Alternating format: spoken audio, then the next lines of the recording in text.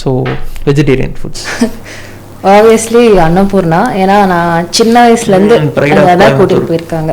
So being Annapurna fan, நானுமே சின்ன வயசுல வந்து அன்னபூர்ணானா அவ்வளோ கிரேஸ், எனக்கு இப்போ வரைக்குமே அன்னபூர்ணா கிரேஸ்.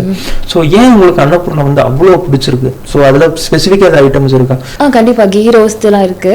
கீ ரோஸ்ட் ரொம்ப பிடிக்கும். சாம்பார் இட்லி ரொம்ப பிடிக்கும். ஸோ என்னன்னா ஆஃப்னா இப்போ சின்ன வயசுல அப்படிதான், எப்பவுமே கடைக்கூடி போக மாட்டாங்க. எப்பயாவது கூட்டிட்டு போகும்போதும் அன்னபூர்ணா அது வந்து ரொம்ப பெரிய விஷயம். அன்னபூர்ணா தொப்பி தோசை சாப்பிட்டுருக்கோம் அப்படிங்கிறதுலாம் வந்து அது தொப்பி தோசைன்னு சொல்லிட்டு என்னோட அண்ணா பையனும் இப்போ அதுதான் கிரேஸா இருக்காங்க. அந்த மாதிரி அது வந்து ஒரு பெரிய விஷயமா இருந்தது. இப்போ என்னையெல்லாம் பாத்தீங்கன்னா சின்ன வயசுல இருந்து பாத்தீங்கன்னா பெருசா ஹோட்டலுக்குலாம் கூட்டிட்டு போக மாட்டாங்க. கூட்டிட்டு போனாங்கன்னா அன்னபூர்ணா ஹோட்டல்.